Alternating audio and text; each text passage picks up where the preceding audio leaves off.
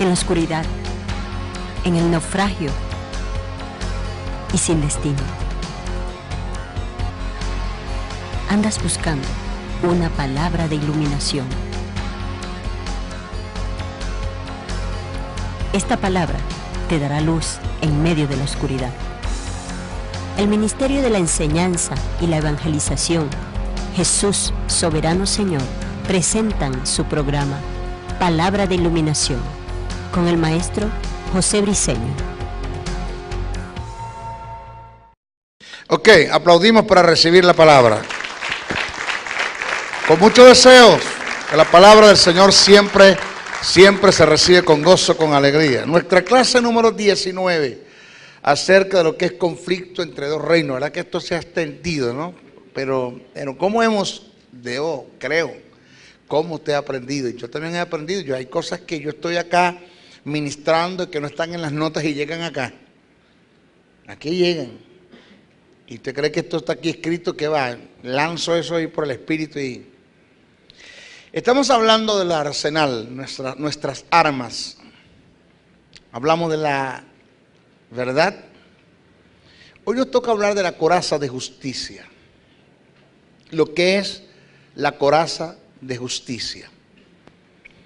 Hay quienes conjeturan que la justicia, cuando es aplicable al vestirse, tiene que ver con la vida de pureza o rectitud que debe tener todo creyente por causa de su relación con Dios.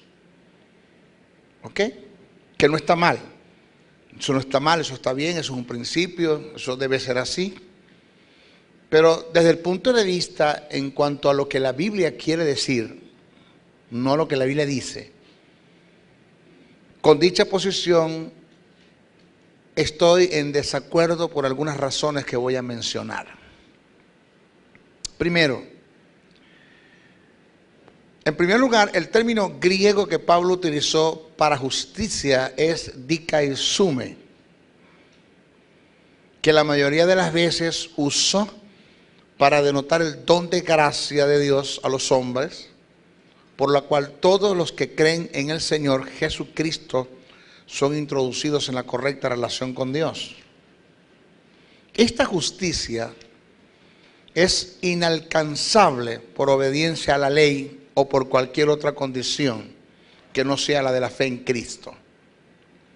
Afirmar que dicha justicia como arma es referente a la conducta es estar en total contraste con el término desde el punto de vista etimológico, para comenzar. En segundo lugar, si vestirse de justicia depende de una conducta intachable,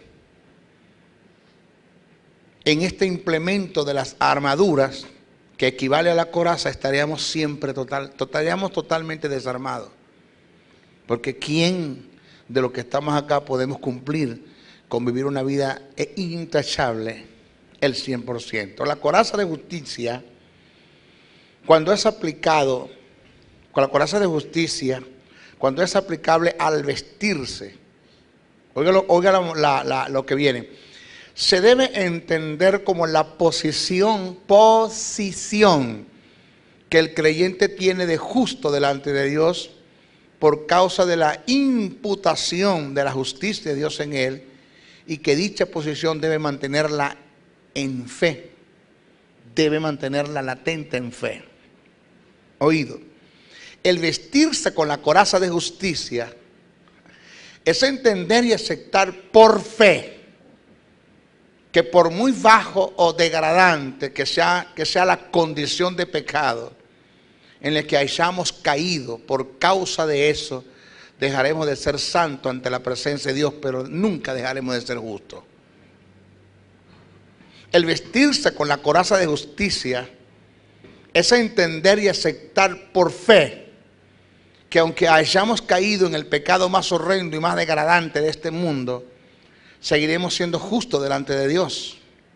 El vestirse con la coraza de justicia es entender y aceptar por fe que el pecado afecta mi santidad, pero no afecta mi justicia.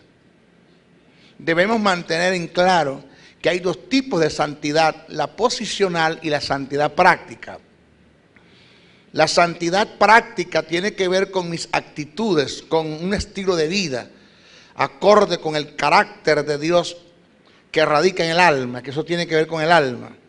La santidad práctica depende de mis acciones, de mi forma de conducirme ante la vida.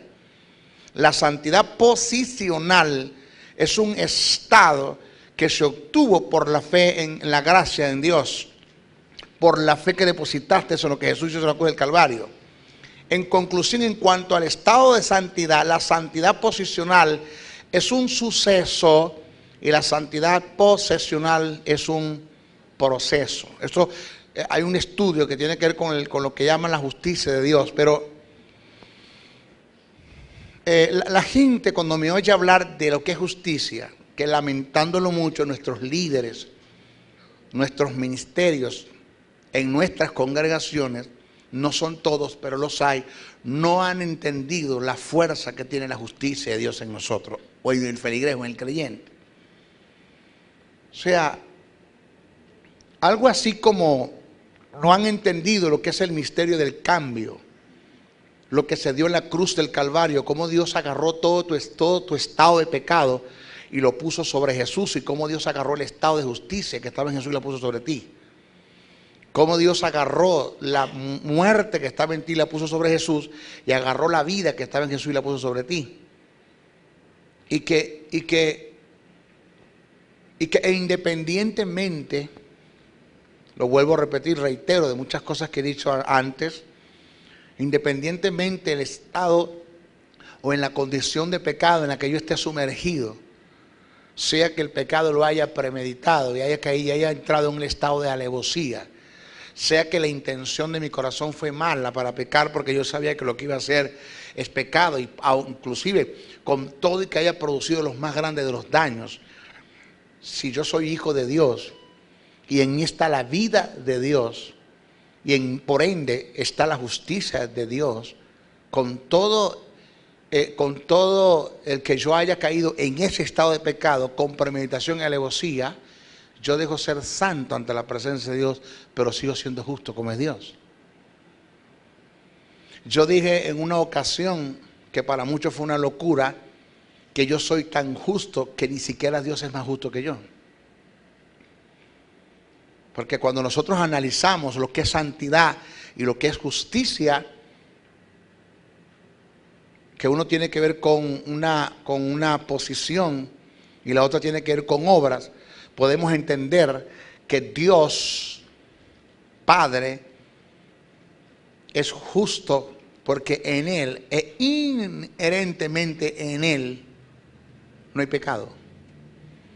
O sea, la justicia está en que en Dios inherentemente en Él no hay pecado. La santidad está en que Él no comete pecado. Observe usted que la justicia tiene que ver con una posición y la santidad con obras. Con un estado, la justicia tiene que ver con un estado, la santidad tiene que ver con obras. Jesús de Nazaret, en el espíritu de Jesús no hay pecado. Hubo pecado, mas no fue el pecado que Él hizo. Pero en este momento no hay pecado. Y eso es lo que hace que Jesús sea justo, que en Él no hay pecado inherentemente, pero Jesús no cometió pecado y eso es lo que hace que Él sea santo. El Espíritu Santo, en Él, en el Espíritu Santo no hay pecado. Y eso es lo que hace que el Espíritu Santo sea tan justo como es Cristo y como es Dios. Pero el Espíritu Santo no ha cometido pecado. Entonces Él es santo como es Cristo y como es Dios Padre. Y si nosotros analizamos nuestra posición en Cristo, nosotros inherentemente en nosotros, dentro de nosotros, hablando del hombre interior que es el espíritu, porque nosotros somos un espíritu, tenemos un alma y vivimos en un cuerpo. Y si hablamos del hombre interior que es el espíritu, que es tu verdadero yo, tu verdadero ser, tu verdadero existir, tu espíritu es la persona, en el alma está la personalidad y en el cuerpo se manifiesta. Si hablamos de mi espíritu como persona, pues en mi espíritu no hay pecado. Entonces, si el estado que está en mí es de justicia, porque dice que el que no conoció pecado, por nosotros lo hizo pecado para que nosotros fuésemos hechos justicia de Dios en él. Si en mi espíritu no hay pecado, sino que está la justicia de Dios, entonces yo soy tan justo como es Dios. Ni siquiera Dios es más justo que yo. Que yo no he logrado alcanzar el nivel de santidad en la cual Dios está, es otra cosa. Entonces quiere decir que Dios es más santo que yo. Pero Dios no es más justo que yo. O sea, el mismo nivel de justicia que está en Dios, que está en Cristo y que está en el Espíritu Santo, está en nosotros, está en mí, está en usted también. De modo que cuando usted cometa un pecado, usted debe sentirse mal y debe sentirse triste, no en cuanto a condenación, no en cuanto al pecado, no en cuanto a que el pecado que usted acaba de hacer lo va a condenar o lo puede llevar a un estado de condenación, sino que el pecado que usted acaba de hacer contrista al Espíritu de Dios, apaga al Espíritu de Dios en su vida. Usted no honró a Dios, usted no demostró a Dios su amor, usted afecta el propósito de Dios en su vida. O sea, hay razones por las cuales yo debo sentirme mal el porque peco. Me siento mal porque no amo a Dios, porque no demostré a Dios mi amor, porque no honré a Dios por propósito, por conveniencia, por cualquier cosa. O por estos 5 factores yo puedo entender que me puedo sentir mal porque pequé, pero no voy a sentirme mal, ni voy a estar todo el tiempo pensando en un pecado que cometí, hasta el punto que Dios me perdonó, Cristo me perdonó, el Espíritu Santo me perdonó, pero hay 2 personas que no se han perdonado, ni el diablo ni tú te has perdonado. Porque el diablo nunca te va a perdonar, el diablo siempre te va a ministrar condenación. Lo otro que hay que entender, señores, es que no hay pecado que escandalice a Dios. O sea, no se crea usted que si usted llega a cometer cualquier tipo de pecado, el ángel Gabriel va corriendo a Dios y le va a decir a Dios, ¿sabes qué pecó? Pecó la hermana Petra o pecó el hermano Juan de los Palotes. Y Dios va a decir, ¿qué? ¿Pecó? ¿Cuándo? O sea, eso no le asombra a Dios. Ya Dios sabía que usted iba a pecar. Y como Dios sabía que usted iba a pecar, Cristo pagó un precio por los pecados que usted cometió ayer, por los pecados que usted cometió hoy, por los pecados que usted va a cometer mañana. Dígame a eso. Ay, ay, ay, ay. Ahora, ¿esto me huele a qué, María? A libertinaje. Eso es su problema si usted lo toma así. Si usted toma el mensaje para libertinaje y esto está mal, usted no entendió este mensaje. Usted va a caminar en desgracia en la tierra, usted va a ser un desgraciado, va a estar aparte de la, usted va a estar aparte de la, no es que va a estar aparte de la gracia, sino que usted no va a disfrutar de la gracia. Usted siempre va a vivir de misericordia, comiendo la migaja de la mesa, porque usted no entendió el mensaje de justicia, usted no entendió esto. Esto no se está diciendo como para que usted entre en libertinaje, sino para que usted sea libre, para que usted no sea esclavo de la santidad. Porque yo conozco de gente que son esclavos de la santidad. Entonces no hay pecado que usted cometa que asombre a Dios. No hay pecado que usted cometa que lo pueda condenar ante Dios, porque dice que ninguna condenación hay para los que están en Cristo Jesús. Para los que no andan conforme a la carne, sino conforme al Espíritu. Eso está añadido en el texto. En el texto original no aparece así. En el texto original dice, ninguna condenación hay para los que están en Cristo Jesús, porque la ley de vida en Cristo Jesús me ha librado de la ley del pecado y de la muerte. Punto. No hay nadie que me pueda condenar. ¿Quién condenará a los que son justos delante de Dios? A lo que Dios ha justificado, si Dios es el único que lo puede hacer. Y si Dios te justificó, ni siquiera Dios te puede condenar, porque Dios no puede echar por tierra lo que ya fue aprobado en el Tribunal de Justicia, en el Tribunal Supremo del Cielo. No puede Dios echar por tierra lo que Él mismo determinó que ya sea un hecho. Ni siquiera Dios te puede condenar. Entonces, ¿quién eres tú para condenarme a mí? ¿Quién eres tú para ponerme en disciplina? El hecho de que tú me comentes a mí un pecado y nadie sabe tu pecado, nadie conoce el pecado, nadie lo sabe, nadie lo conoce, pues porque yo tengo que sentarte como para que todo el mundo se dé cuenta del pecado en el que tú caíste. Pues simplemente vete y no peques más. Lo que pasa es que nosotros como ministerios no hemos aprendido a desarrollar un carácter de ministro, carácter de pastor, de evangelista, de profeta, de apóstol, de maestro. No hemos aprendido. Donde Jesús fácilmente, en una dispensación de ley, le dice a una mujer que llegó adúltera, ¿dónde están los que te condenan? Se han ido, ni ellos te condenan, ni yo te condeno, vete y no peques más. Donde un Jesús, cuando resucita, le dice a Marta y a María, ve y dile a mis hermanos que he resucitado, pero primeramente a Pedro. ¿Por qué dice primeramente a Pedro? Porque Pedro no es el que estaba más dolido. Pedro negó a Jesús con maldición, y dice, maldito sea, yo no conozco a ese hombre. Pero el carácter de Jesús es un carácter restaurador de ministro. Y ve y dile a mis hermanos que he resucitado, pero primeramente búscame a Pedro y conversa con él. Dile que ya resucité. Dile a Pedro que lo espero en el Monte de los Olivos, que se la va a tener que ver conmigo. No es así. Eso no es lo que enseña la Biblia. Entonces, ¿dónde está la coraza de justicia? Que si tú caes, no hagas del pecado un estado de libertinaje. Tú sabes, bueno, como la sangre está ahí, la sangre me limpia, pues yo voy a pecar y no tengo ningún problema. Ese no es el mensaje. El mensaje es que por mucho que caigas, siempre tengas una actitud de luchar en contra del pecado y nunca resignarte a él. Porque si 1000 veces caes, 1000 veces Dios te perdona. Claro que si tú reincides en el pecado, cada vez que estás pecando, pecas. Te reconcilia. En mi caso, yo tengo 35 años de haber conocido al Señor. Por los primeros años en el Dios, yo me caía, me reconciliaba, me caía, me reconciliaba, me descarriaba. Era tanto lo que me descarriaba y lo que me reconciliaba, que yo ya cuando me reconciliaba ya ni los ángeles se gozaban ya. Otra vez. Ese fue mi caso. Pero me la mantenía de disciplina en disciplina. Cuando le cumplía una disciplina a un pastor de 1 año, pastor, ya cumplí la disciplina, te quedan 14 acumuladas todavía. ¿Qué? No, hay 14 acumuladas. Disciplinas acumuladas. ¿Aló? No salía de una disciplina, de una condenación, no me levantaba, porque no había hombres de gracia, porque no había hombres que entendieran estas verdades. No había hombres que te restauraran, que te ayudaran, que te dieran la mano. No hay hombres, no habían hombres, en este tiempo los tenemos, gracias a Dios, pero en aquellos tiempos era muy difícil conseguir un hombre que pudiese entender que si Dios levantó a Jesús dentro de los infiernos, de lo más profundo de la tierra, Dios levantó a Jesús dentro del infierno, no hay un lugar que Dios no te puede levantar a ti. Alaba sea el nombre del Señor. Dios te puede levantar, Dios puede restaurar tu vida, Dios puede salvar, Dios puede perdonar tu pecado. Que el pecado puede traer consecuencias que Dios no las puede pasar por alto, eso es otra cosa, eso es otro tema. Pero en cuanto a justicia, yo tengo la coraza de justicia. Y yo no voy a resignarme al pecado, no voy a abandonarme al pecado, no voy a entregarme a él, voy a seguir luchando hasta vencer. Vencer y venceremos. Eso tiene que ver con la coraza de justicia. Señores, tenemos el apresto como calzado.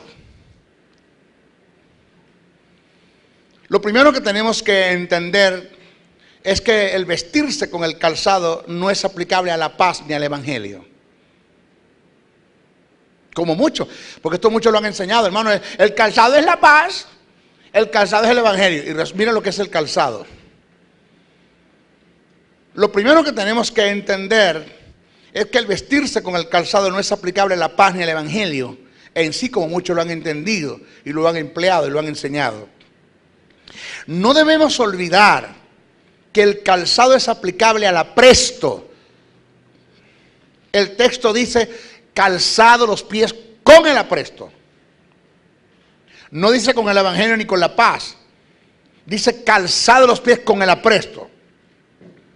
El término apresto del griego es etomaisia, que indica disposición, querer, deseo íntimo.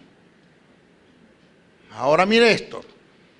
Lo que Pablo quiso decir en cuanto al apresto como arma fue calzado los pies con la disposición, el querer y el deseo íntimo que un creyente debe tener para salir a anunciar las buenas nuevas de salvación que producen la paz.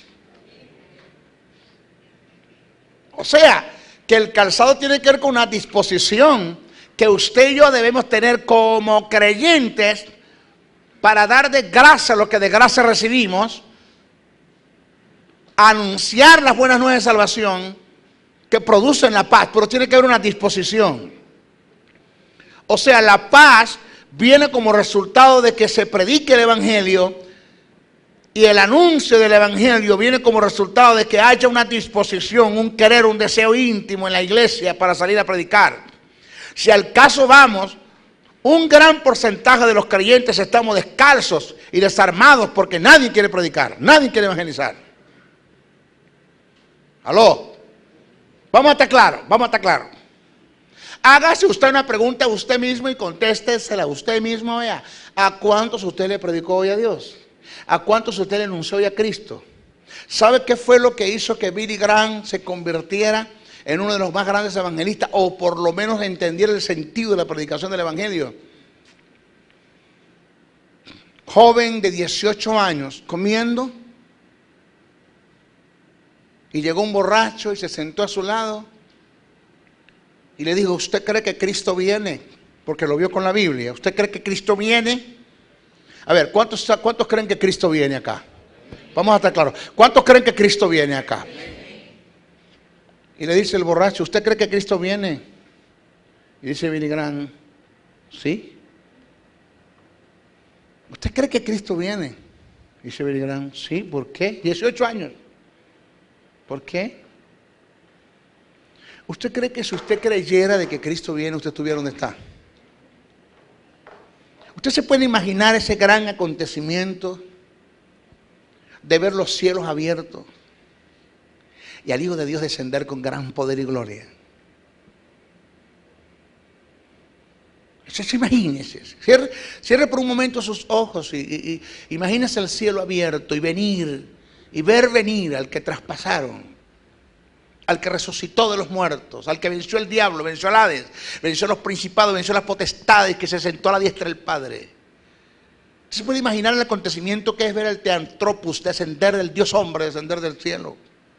¿Usted cree que si usted creyera eso, usted estuviera ahí sentado, tranquilito ahí como usted está, tan vacilante, llevando un evangelio tan light, tan pasivo? Esas palabras se las llevó Billy Graham, y desde ese momento entendió el llamado de Dios al evangelio y empezó a predicar casa por casa. Yo no sé si yo tengo ministerio, yo no sé si Dios me llamó al ministerio. Lo que sí sé, el Señor, es que cada uno de nosotros, cada uno de nosotros tenemos el ministerio de la reconciliación. Cada uno de nosotros tenemos el ministerio de la reconciliación. Porque la Biblia dice que nosotros como ministros fuimos llamados a perfeccionar a los santos, catartismo, llevarte a un estado de madurez para el ministerio, para la obra del ministerio. ¿Qué ministerio está hablando? Para el ministerio de la reconciliación, de que ustedes vayan y anuncien el evangelio a la gente que se está perdiendo. Si el caso, mira, nosotros juzgamos a una montaña de María Leonce del Sorte que está llena de tanta gente que está siendo visitada. ¿Y sabe por qué esa gente está yendo allá? Porque la iglesia no está haciendo su trabajo. Ellos están buscando de una forma u otra cómo cubrir su necesidad espiritual.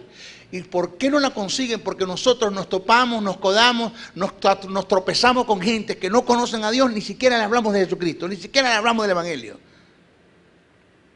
Eso está claro. Y esa es la única arma que nosotros tenemos para avanzar, para el avance, para la ofensiva. Es la única arma que tenemos, la única que tenemos para la ofensiva. Ni siquiera para la conquista. Nosotros no somos llamados a conquistar el mundo para Cristo. Ya Cristo pagó un precio por la humanidad. Ante los ojos de Dios todo el mundo está salvo. Nosotros lo que tenemos que ir a arrebatarle las almas al diablo que no le pertenece, porque Cristo pagó un precio por ellas en la cruz del Calvario. Alabanza al nombre del Señor. Pero eso como que a mí no me interesa la sangre, no me interesan los clavos, no me interesa el costado herido, no me interesa la corona, no me interesan las flagelaciones, no me interesa la tortura romana, no me interesa la ascensión al infierno, no me interesa el que Dios, no me interesa nada de lo que es la redención, la remisión, la propiciación, todo lo que se dio en la cruz del Calvario. Eso a mí no me interesa, porque el hecho de que yo vivo un evangelio tan light, de que ni siquiera en el día de hoy le he podido predicar el evangelio, a nadie le he predicado, hoy a nadie le dije nada, a nadie le anuncié nada, eso es estar descalzo, eso es estar desarmado. Porque soy indolente, porque a mí no me duele un mundo que se pierde, un mundo que se hunde, gentes perdidas en las drogas, perdidas en el alcohol, gentes que son portadoras hoy mismo. El SIDA se está llevando a la gente. Cada día se contaminan miles y miles y miles por el estado de promiscuidad, de homosexualidad, de lesbianismo, de todo. Depravación sexual, la fornicación está como un monstruo tomando avance. ¿Y qué está haciendo la iglesia? Cantando los mismos coros en la misma iglesia. No hay programa de evangelización. No hay nada. Entonces tú me vas a decir a mí que tú estás vestido, que tú estás calzado con la presta del evangelio de la paz, si de disposición quieres. ¿Tú te conformas con qué? Con venir a la iglesia, escuchar un mensaje, con diezmar y ofrendar, si es que diezmas y si es que ofrendas.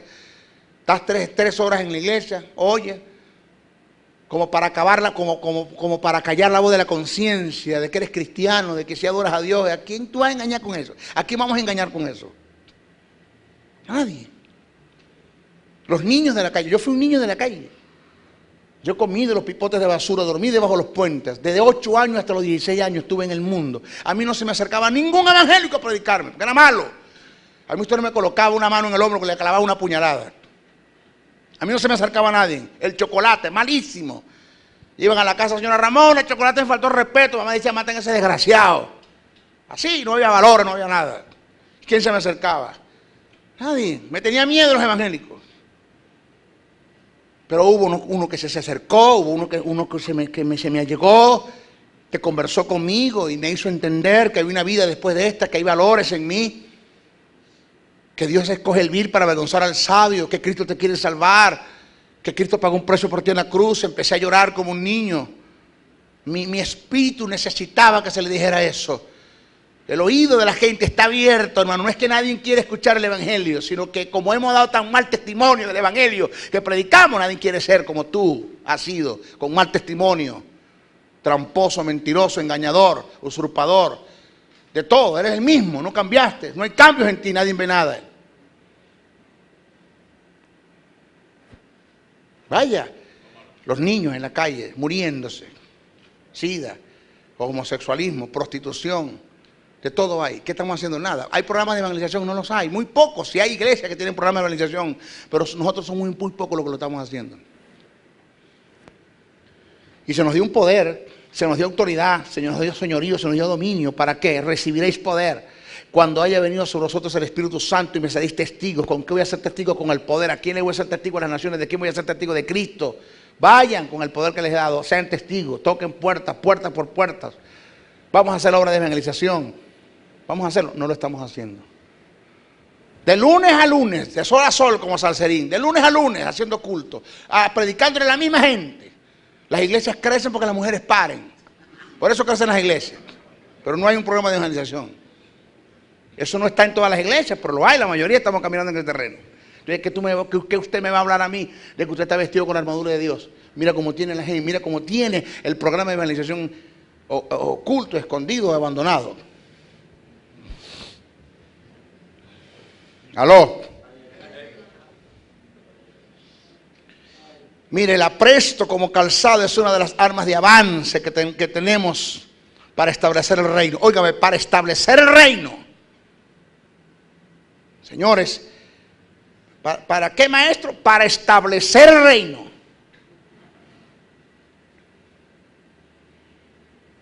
Y eso de montarse en un helicóptero y ungir las ciudades con aceite y marchas espirituales, eso es mentira. Eso es mentira. ¿Sabe cómo se establece el reino? Nosotros fuimos llamados, óigame, a anunciar el reino, a establecer el reino, mas no fuimos llamados a consumar el reino. La consumación del reino le toca a Dios. Señor, restaurarás el reino de Israel en este tiempo. Nos toca a vosotros saber los tiempos y las sazones que el Padre puso a su sola potestad. En otras palabras, no son ustedes llamados a saber cuándo Dios en sus tiempos, dentro del tiempo de los hombres, consumará el reino. Ese es el problema de Dios. Pero cuando yo le predico el evangelio a una persona y acepta a Cristo como Señor y Salvador, allí yo estoy estableciendo el reino de los cielos en esa persona. Jesús dijo, aquí el reino de los cielos está entre vosotros. Lo que quiso decir aquí, esto es una manifestación del reino.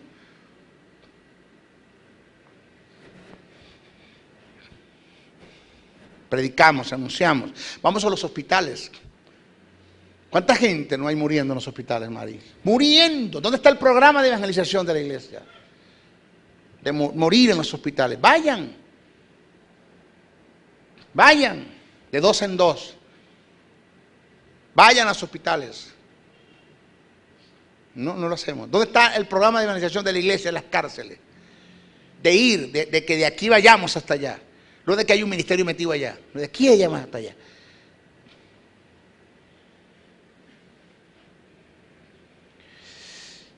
Cada vez que nosotros sembramos las buenas nuevas de salvación en una vida, estamos implantando el reino de Dios. Pero esto se da cuando nosotros, como embajadores de Dios, entendemos el valor que tiene la predicación del evangelio del reino.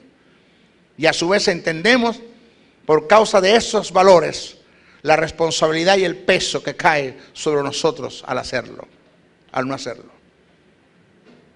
Porque es una responsabilidad el no hacerlo. Oiga, mira lo que viene. Que hoy usted va a entenderme. Ahora sí entendí. ¡Ping! Se le va a prender el bombillo. Mira lo que viene. El escritor de la carta de los Hebreos hace una comparación y le da mayor valor al mensaje proclamado por Cristo que a la ley traída por los ángeles, anunciada por los profetas.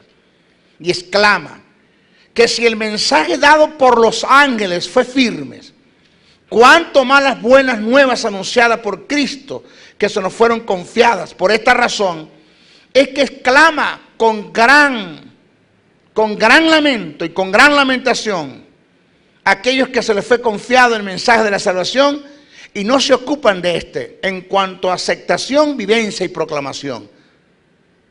Mira lo que viene. Este texto que vamos a leer ahora, óigame, este texto que vamos a leer ahora lo hemos aplicado, lo hemos agarrado para aplicarlo, para hablar de que se pierde la salvación. Y no está hablando nada de la salvación. ¿Oído? ¿Oído lo que le voy a decir ahora? No, eso es nuevo. Es que usted cree que voy a quedarme todo el tiempo en lo viejo. Preste atención. Mira lo que viene. Por tanto, Hebreos 2, 1, 4. Por tanto, es necesario que con diligencias atendamos a las cosas que hemos oído. No sea que nos deslicemos. Porque si la palabra dicha por medio de los ángeles fue firme y toda transgresión y desobediencia recibió justa retribución, ¿cómo escaparemos nosotros si descuidamos una salvación tan grande? Oiga lo que está hablando el que escribe. La cual, habiendo sido anunciado primeramente por el Señor, nos fue confirmado por los que oyeron, testificando Dios juntamente con ellos, con señales, prodigios y diversos milagros, y repartimiento del Espíritu Santo según su voluntad. Hebreos 2, 1, 4. Por otra parte, los apóstoles instan a los líderes y a los creyentes sobre la responsabilidad de velar por la pureza de la doctrina del Evangelio, guardando el misterio de la fe con limpia conciencia, según primera carta a Timoteo 3, 8, 9, la cual tiene que ver con el testimonio personal para que la proclamación del Evangelio no llegue a tener tropiezo. Pero le voy a explicarlo primero para que usted agarre, para que usted lo agarre. Dice, ¿cómo escaparemos nosotros si descuidamos una salvación tan grande? Señores, primero al que se le está escribiendo la carta es una iglesia, pero de judíos convertidos al Evangelio. Usted tiene que entender eso. Una carta escrita a judíos convertidos al Evangelio. Que no meramente, oído, abandonaron el estado de fornicación, abandonaron el estado porque son judíos, profesantes de la ley, en la cual en ellos no había fornicación, en la cual, si hablamos de ética y de moral, vivían una vida recta y justa delante de Dios en cuanto a comportamiento, porque eran judíos devotos a la ley y cumplían y eran muy apegados a los 10 mandamientos. La lucha de ellos no era en contra de, la lucha de ellos no era en que abandonaron los pecados para ser consagrados a Dios por causa del Evangelio. Eso no era lo que ellos, el problema de ellos no era eso. El problema de ellos era que negaron o que abandonaron sus creencias bajo los rituales de la ley para entrar a formar parte de la línea de la iglesia en cuanto al Evangelio se refiere. Estaban siendo atacados por causa de eso. ¿Por qué? Por los líderes religiosos, por el Sanedrín. Muchos perdieron la vida. Y por causa de la persecución que tenían, muchos tenían una creencia interna, pero que tenían temor de hablar, vociferar, de anunciar la predicación del Evangelio. Si no está bien, entendemos que Cristo es el Cordero, pero vamos a quedarnos calladitos, no digamos nada. Entonces el que escribe dice, espérate. Porque si nosotros, porque se incluye él, es un judío el que escribió, si nosotros, señores, recibíamos alta retribución de Dios, y éramos disciplinados por Dios, que muchas veces perdimos la vida. Muchos de nosotros perdieron la vida, ¿por qué? Por transgredir la ley. Y esto era por causa de un mensaje que trajeron los ángeles a los profetas y que los profetas lo anunciaron. El mensaje de la ley tenía alta retribución. Cuando descuidábamos la vivencia, el vivir esto, que descuidábamos muchos, perdíamos la vida. Éramos reprendidos por Dios, éramos disciplinados por Dios. Muchos perdimos la vida. ¿Cómo pensáis vosotros que escaparemos? ¿Que escaparemos de qué, Mari? De la disciplina de Dios. Eso es lo que viene hablando el que escribe. ¿Cómo escaparemos de la reprensión de Dios? ¿Cómo escaparemos de la retribución de Dios? Si descuidamos una salvación tan grande. Pero descuidarla en cuanto a qué, a perderme, no, en cuanto a proclamarla, en cuanto a anunciarla, en cuanto a hacer una vivencia de esto. Porque así ustedes, como hicieron una vivencia de las cosas de la ley, de los rituales de la ley, ¿por qué se quedan callados con la predicación del Evangelio? Anuncien el Evangelio, no tengan temor. Vamos. Es lo que el que escribe anuncia, y es lo que quiere decir allí. Él no está hablando de salvación, que descuidamos una salvación tan grande. ¿Viste? Que estamos hablando que descuidar la salvación tan grande que nos podemos perder. No, estamos hablando cómo escaparemos de qué, de la reprensión de Dios, de la retribución de Dios. Porque si éramos reprendidos cuando descuidaron el mensaje de la ley, ¿cuánto más el Evangelio que fue traído por Cristo?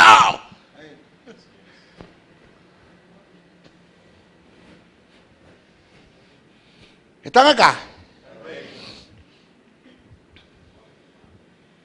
Ahora mire esto. Por otra parte, repito, los apóstoles instan a los líderes y a los creyentes sobre la responsabilidad de velar por la pureza de la doctrina del Evangelio, guardando el misterio de la fe con limpia conciencia. Primera carta a Timoteo 3, 8, 9. Lo cual tiene que ver con el testimonio personal, para que la proclamación del Evangelio no tenga tropiezo. Cito lo escrito por Pablo a Timoteo, primera carta a Timoteo 3, 8, 9. Los diáconos asimismo deben ser honestos. Diga, ay. Honestos. Sin doblez, no dado a mucho vino, no codicioso de ganancias deshonestas, que guarden el misterio de la fe con limpia conciencia. La palabra fe allí no es pistis en cuanto al poder que Dios te dio para avanzar y para soportar los momentos difíciles de la vida. No está hablando de eso, de para subsistir. La palabra fe tiene que ver con la doctrina. Con la doctrina. Según el testimonio del apóstol Judas, el proclamar el Evangelio y mantener la fe es y será una contienda ardua en contra de los poderes de las tinieblas. Batalla que como embajadores de Dios y colaboradores de Él nunca debemos descuidar, porque hacerlo sería lo mismo que estar desprovisto del calzado como arma, y le da la posibilidad a Satanás en nuestro descuido de sembrar cizañas y desviar al mundo aún más de la verdad y confundir a los que ya han creído. Señores, escuche esto. Hay mucha gente que ha dejado de llegar al Evangelio por tu testimonio, por mi testimonio. Hay mucha gente que ha dejado de llegar al Evangelio por nuestro testimonio. Hogares que se destruyeron, porque hubo uno de nosotros que nos incluimos en un acto de adulterio, donde en vez de conservar y de predicar y anunciar el Evangelio a ese matrimonio, cuando tenían problemas, nos aprovechamos de los problemas para incluirnos en el matrimonio y baratar esto, y destruir esto y acabar esto. Hijos que se quedaron sin padres por causa nuestra, por imprudentes, porque no fuimos sabios, porque nos dejamos llevar por la carne.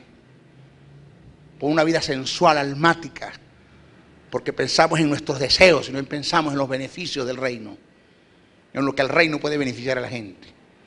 Mucha gente se perdió. Gentes que dicen, para ser evangélico como Petra, yo no soy. Que tú me vas a hablar si fugando los palotes me quitó tanto y no me pagó. Nunca me canceló. Porque la gente que más mal testimonio damos somos nosotros mismos. Nosotros mismos somos los que dañamos, afectamos. Por eso dice, señores, guarden el misterio con sana conciencia, con limpia conciencia, para que la palabra de Dios que sea predicada no tenga estorbo. El que escribe. No vivir una vida, hermano, íntegra, acorde a los caracteres de Dios, al principio de Dios, de amar, de entender, de perdonar, de comprender, de vivir en el fruto del Espíritu, en amor, en gozo, en paz, en paciencia, en benignidad, en bondad, en fe, en mansedumbre, en templanza, amando, entendiendo, perdonando, no dándole el chisme, no dándole la lengua, no dándole el brollo. No vivir una vida así, hermanos, es vivir una vida en contra de la posibilidad de que la gente pueda ver en nosotros las buenas nuevas de salvación y puedan aceptar de nosotros la predicación del Evangelio y puedan ver en nosotros a Cristo. Y eso se llama, ¿cómo? Estar descalzo, estar desprovisto de esta arma.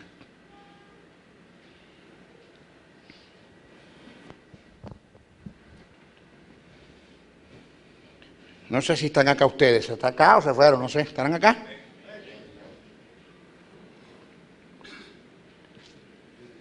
Mañana tenemos un compromiso.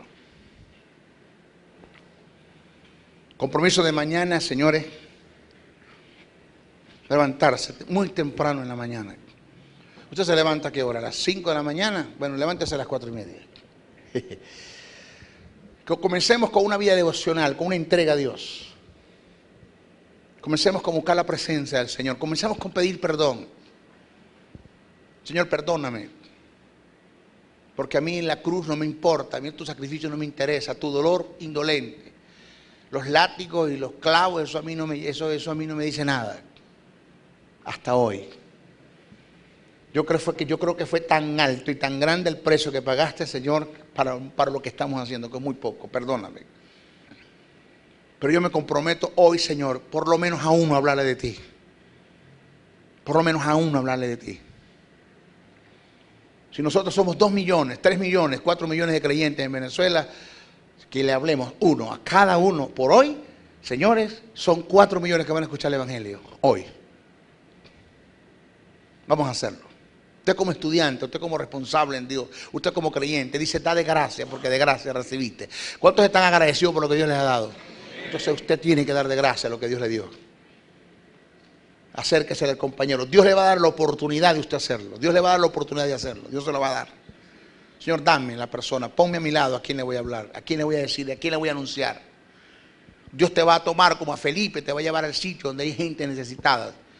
Pero lo hace cuando tienes una disposición, cuando tú tienes sed de hablar del Evangelio. Tú quieres anunciarle a Cristo. Tú quieres anunciarle a la gente de que verdaderamente Cristo existe, si es real. Que venció la muerte, que venció el Hades, que venció los principados y se levantó como gran sumo sacerdote y está sentado a la diestra del Padre. Vamos, tú quieres anunciar eso, tú eres testigo de Él. Tú eres testigo de su resurrección. Yo quiero anunciar eso. Yo sí creo en esto. Esto no es una película. Esto no es un cuento bien contado. Esto no es Hollywood. Esto no es pan de piquito. Eso son verdades.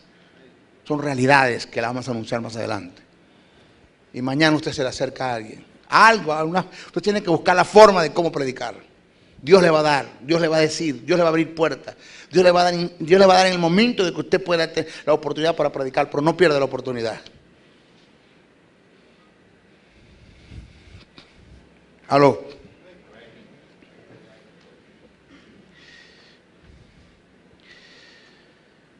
Repito y reitero, el calzado es la única arma de avance que tenemos. Las demás son para la defensa. ¿De qué me sirven las demás armas como defensa si no tengo la disposición para el avance en la predicación del Evangelio? Para el rescate los rescates principales de los valores del reino, que es la raza humana.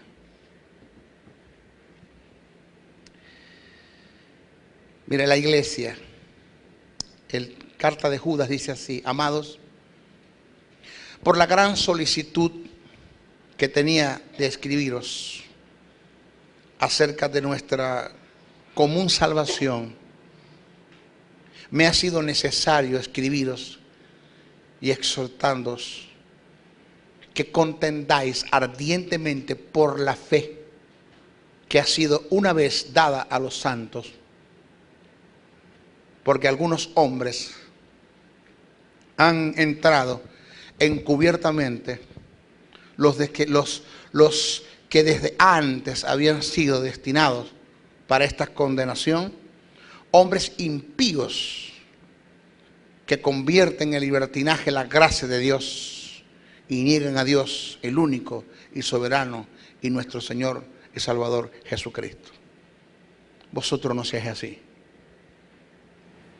No seas así. Judas dice, no seas así.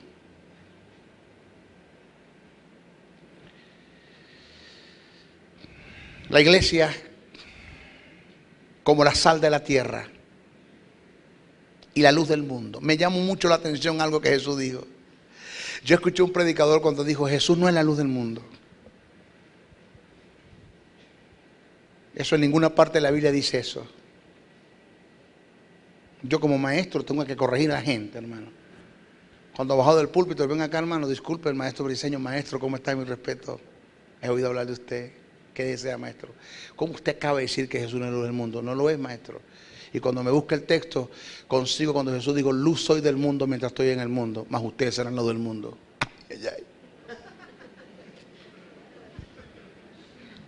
Y está en la Biblia. Luz soy del mundo mientras esté en el mundo, más ustedes son la luz del mundo. Son ustedes ahora los que tienen que alumbrar.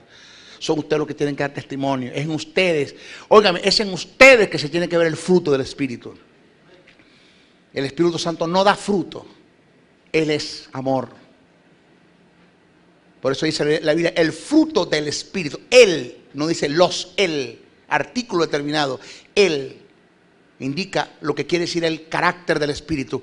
La naturaleza del Espíritu es amor, gozo, paz, paciencia, benignidad, bondad, fe, mansedumbre, templanza. En quien se va a ver reflejado eso es en nosotros. Nosotros somos los que damos fruto, no es el Espíritu Santo. Él es amor. En nosotros se refleja el amor de Dios.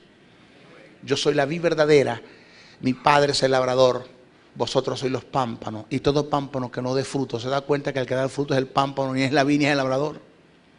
Y cuando hablamos a la vid y hablamos del labrador, estamos hablando relativo al Espíritu que también es Dios. A quien da fruto aquí es el pámpano, es usted el que tiene que dar fruto.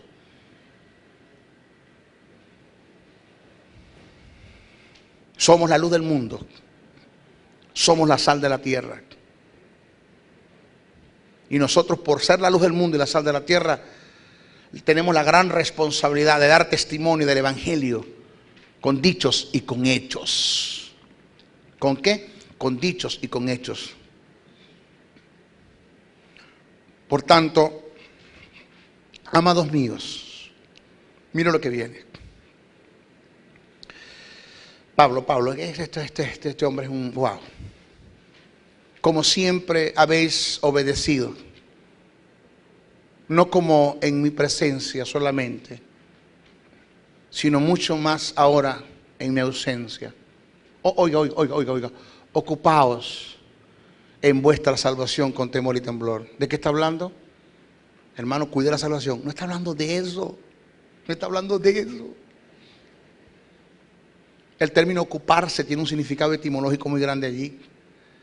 Dice, ocupaos en vuestra salvación con temor y temblor, porque Dios es el que en vosotros produce así el querer como el hacer por vuestra buena voluntad. Señores, hace todo sin murmuraciones. Ocúpense, den testimonio. La hilación de pensamiento, sin murmuraciones y contiendas. Señores, no se están ocupando de esto, no están dando testimonio, no están reflejando lo que verdaderamente ustedes creen en Dios.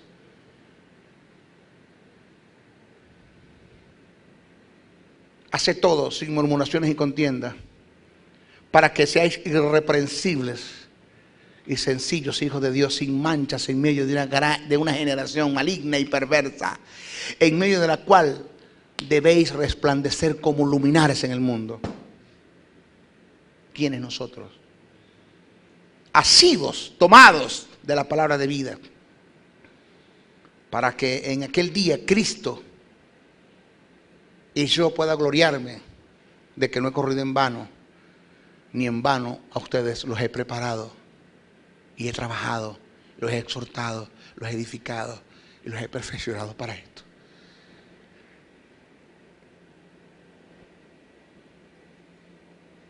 Ocúpense de la salvación. ¿Pero qué me dice el contexto? ¿Ocuparme de qué? Testimonio. Vivan. Hagan una verdad. Sean cristianos. ¿Por qué llamaron a la iglesia cristianos? Porque eran seguidores de la doctrina de Cristo. Sean cristianos, verdaderos. Alumbren como Él alumbró. Porque luz soy del mundo mientras estoy en el mundo, mas ustedes son la luz del mundo. Porque ustedes son la sal de la tierra. Y allí la palabra, la sal, tiene que ver con preservación. Una sal cuando ya no preserva ni alcanza su objetivo, es para ser hollada, pisoteada, para nada sirve. Y eso es lo que la gente está haciendo con el mensaje del Evangelio, pisoteándolo. Porque de nada le dice lo que tú dices con tu boca si con tus hechos tú no lo vives. Todo lo contrario.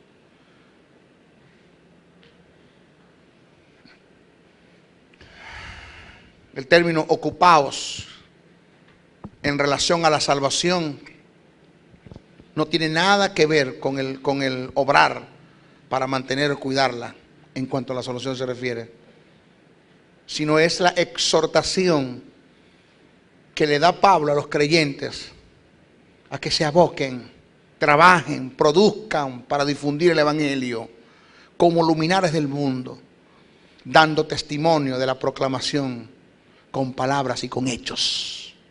Ocúpense de esto. No solamente hablen, hagan también. Sean iluminares en el mundo. Ante un mundo que está lleno de tinieblas, de corrupción, de perversidad, no caigan ustedes en el terreno de ellos también. Iluminen las tinieblas. Den testimonio. Dejen de murmurar y de tener contienda entre ustedes porque la gente los está viendo. Es lo que quiere decir. Ocúpense. Eso es el término ocuparse. Está hablando de testimonio, de hechos, de vivencia. Reitero, la proclamación de las buenas nuevas es la mejor forma de confrontar los poderes de las tinieblas ante las naciones. Y a su vez, es el mejor método para obtener territorio y tomar lo que Cristo ya conquistó en la cruz del Calvario, en la resurrección. No hay tal cosa como decir que vamos a ungir las ciudades desde lugares altos, si no tenemos la disposición de salir en la gran comisión a anunciar el reino de Dios y a Cristo como su Rey. Es un error caer en un engaño. Es un error caer en un engaño. Si tratas de hacer las cosas como Dios no te las mandó a hacer, en ninguna parte del Nuevo Testamento está establecido como principio en el mundo espiritual el salir a realizar supuestos ungimientos para tomar posiciones de las ciudades o naciones. Lo que sí está establecido por Dios, lo cual Cristo dio como mandamiento, es anunciar las buenas nuevas de salvación, destruyendo las obras del diablo, con el poder del Espíritu Santo que está en mí y con el cual fui ungido para tal fin. Según Marcos 16, 15, 18. Te doy un consejo como maestro: nunca hagas lo que ni Cristo ni los discípulos hicieron. Nunca hagas lo que no está establecido en la palabra como mandamiento. Señores,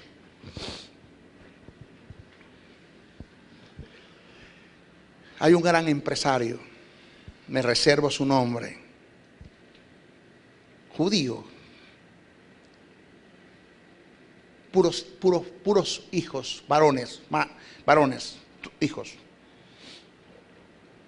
La última que le nace una hija, la última que le nace una hija, la última.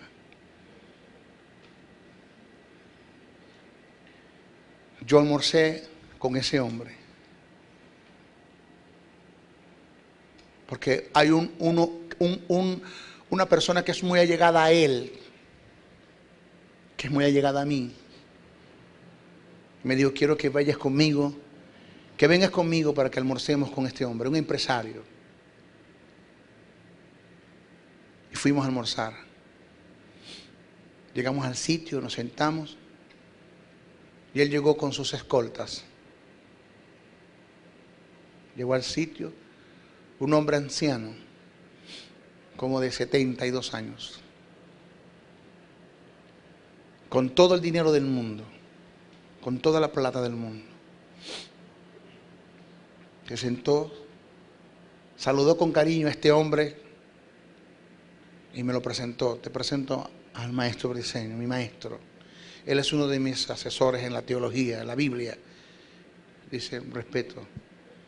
Comimos, muy triste. ¿Sabes por qué? Porque la única hija, hembrita, que tiene se le está muriendo de cáncer. Impotente. ¿Y sabe qué me dijo este hombre, Briceño? ¿Cuánto diera este hombre de que alguien viniera y le pusiera la mano con el poder del Espíritu Santo y le anunciara a Cristo como Señor y Salvador? Y que su hija se sanara, pero así te digo que se convertiría toda su familia a Cristo. Usted se puede imaginar el montón de gente que ahorita mismo está en los hospitales muriendo, boqueando, de enfermedades terminales, que sus días están contados. Hermano, que los que le quedan son 4 y 5, 3 meses, que desearan vivir. Y que somos nosotros los que tenemos la solución de eso. Que se nos dio poder. Que tenemos un espíritu. Que tenemos una palabra. Que tenemos un Dios.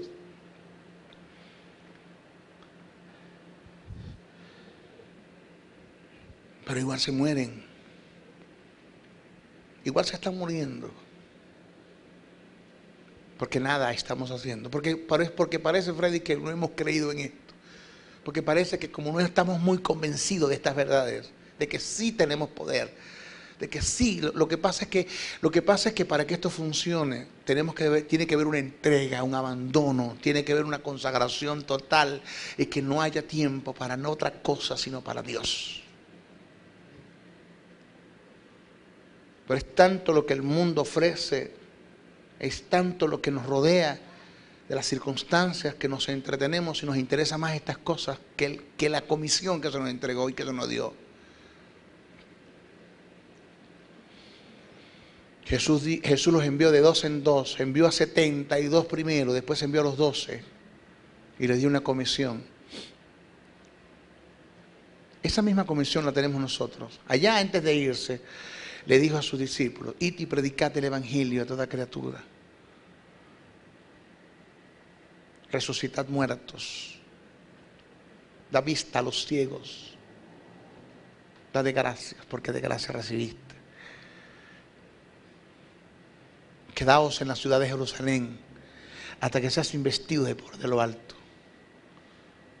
Y cuando el poder del Espíritu Santo venga sobre ustedes, me serán testigos en Judea, en Jerusalén, en Samaria y hasta lo último de la tierra. ¿Usted no se ha dado cuenta que ni nuestros familiares se han convertido, madre?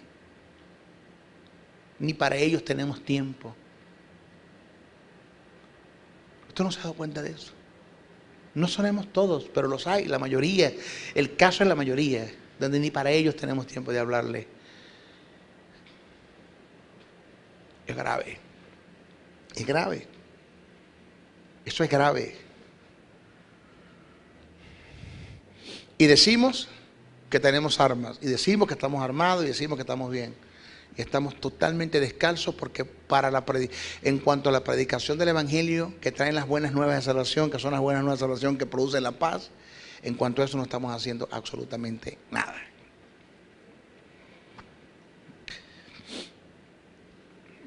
Amén. En nuestra próxima clase vamos a hablar de la fe como escudo. Bendiciones, bendiciones, bendiciones.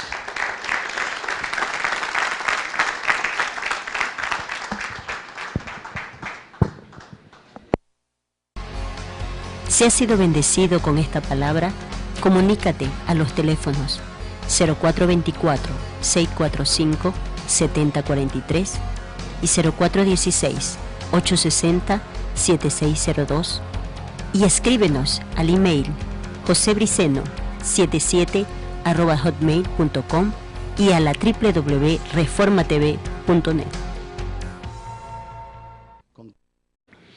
La santidad práctica tiene que ver con mis actitudes, con un estilo de vida, acorde con el carácter de Dios que radica en el alma, que eso tiene que ver con el alma. La santidad práctica depende de mis acciones, de mi forma de conducirme ante la vida. La santidad posicional es un estado que se obtuvo por la fe en la gracia en Dios, por la fe que depositaste en lo que Jesús hizo en la cruz del Calvario. En conclusión, en cuanto al estado de santidad, la santidad posicional es un suceso y la santidad posesional es un proceso. Esto, hay un estudio que tiene que ver con lo que llaman la justicia de Dios, pero la gente cuando me oye hablar de lo que es justicia, que lamentándolo mucho nuestros líderes, nuestros ministerios, en nuestras congregaciones, no son todos, pero los hay, no han entendido la fuerza que tiene la justicia de Dios en nosotros, o en el feligrés, o en el creyente. O sea, algo así como no han entendido lo que es el misterio del cambio, lo que se dio en la cruz del Calvario, cómo Dios agarró todo tu estado de pecado y lo puso sobre Jesús, y cómo Dios agarró el estado de justicia que estaba en Jesús y lo puso sobre ti. Cómo Dios agarró la muerte que estaba en ti y la puso sobre Jesús, y agarró la vida que estaba en Jesús y la puso sobre ti. Y que independientemente, lo vuelvo a repetir, reitero de muchas cosas que he dicho antes, independientemente del estado o en la condición de pecado en la que yo esté sumergido, sea que el pecado lo haya premeditado y haya caído y haya entrado en un estado de alevosía, sea que la intención de mi corazón fue mala para pecar porque yo sabía que lo que iba a hacer es pecado, y inclusive con todo y que haya producido los más grandes de los daños, si yo soy hijo de Dios y en mí está la vida de Dios y por ende está la justicia de Dios, con todo el que yo haya caído en ese estado de pecado con premeditación y alevosía, yo dejo ser santo ante la presencia de Dios, pero sigo siendo justo como es Dios. Yo dije en una ocasión, que para muchos fue una locura, que yo soy tan justo que ni siquiera Dios es más justo que yo. Porque cuando nosotros analizamos lo que es santidad y lo que es justicia, que uno tiene que ver con una posición y la otra tiene que ver con obras, podemos entender que Dios Padre es justo porque en Él, e inherentemente en Él, no hay pecado. O sea, la justicia está en que en Dios inherentemente en Él no hay pecado. La santidad está en que Él no comete pecado. Observe usted que la justicia tiene que ver con una posición. En la oscuridad, en el naufragio y sin destino. Andas buscando una palabra de iluminación. Esta palabra te dará luz en medio de la oscuridad. El Ministerio de la Enseñanza y la Evangelización, Jesús Soberano Señor, presentan su programa Palabra de Iluminación con el maestro José Briceño. Ok, aplaudimos para recibir la palabra. Con mucho deseo, que la palabra del Señor siempre se recibe con gozo, con alegría. Nuestra clase número 19, acerca de lo que es conflicto entre dos reinos. ¿Verdad que esto se ha extendido, no? Pero ¿cómo creo, cómo usted ha aprendido? Y yo también he aprendido. Hay cosas que yo estoy acá ministrando y que no están en las notas y llegan acá. Aquí llegan. Y usted cree que esto está aquí escrito, que va, lanzo eso ahí por el Espíritu y... Estamos hablando del arsenal, nuestras armas. Hablamos de la verdad. Hoy nos toca hablar de la coraza de justicia. Lo que es la coraza de justicia. Hay quienes conjeturan que la justicia, cuando es aplicable al vestirse, tiene que ver con la vida de pureza o rectitud que debe tener todo creyente por causa de su relación con Dios. ¿Ok? Que no está mal. Eso no está mal, eso está bien, eso es un principio, eso debe ser así. Pero desde el punto de vista en cuanto a lo que la Biblia quiere decir, no lo que la Biblia dice, con dicha posición estoy en desacuerdo por algunas razones que voy a mencionar. Primero, en primer lugar, el término griego que Pablo utilizó para justicia es dikaisume, que la mayoría de las veces usó para denotar el don de gracia de Dios a los hombres, por la cual todos los que creen en el Señor Jesucristo son introducidos en la correcta relación con Dios.